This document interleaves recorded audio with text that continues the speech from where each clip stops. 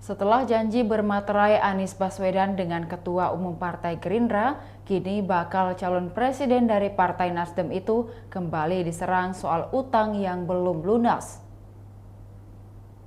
Utang itu rupanya masih dalam perjanjian kerjasama politik antara Prabowo Subianto, Anies Baswedan, dan mantan Wakil Gubernur DKI Jakarta, Sandiaga Uno.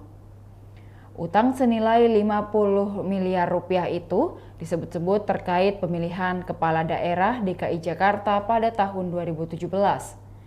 Partai Nasdem yang dimintai tanggapan pun buka suara soal pernyataan Wakil Ketua Umum Bidang Penggalangan Strategis Partai Golkar Erwin Aksa yang menyebutkan Anies Baswedan masih memiliki utang 50 miliar rupiah kepada Sandiaga Uno.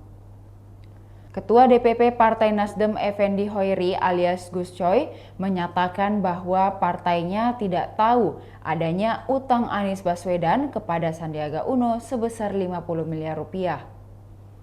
Gus Coy pun meminta agar permasalahan itu diselesaikan secara internal antara Sandiaga Uno dan Anies Baswedan saja, dilansir dari tribunnews.com.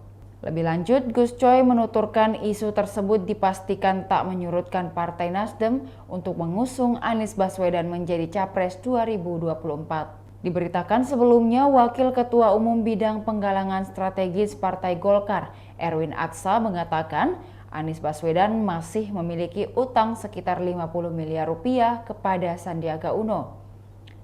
Erwin menyebut utang itu terkait pemilihan kepala daerah DKI Jakarta pada tahun 2017.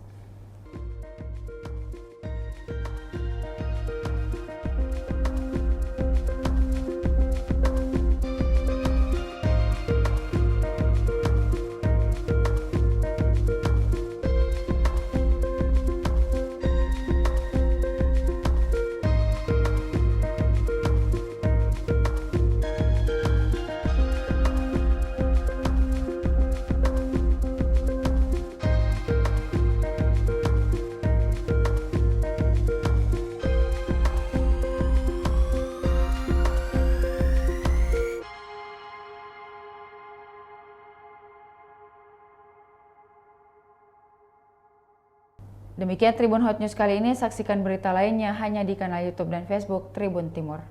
Terima kasih sudah nonton, jangan lupa like, subscribe, dan share ya!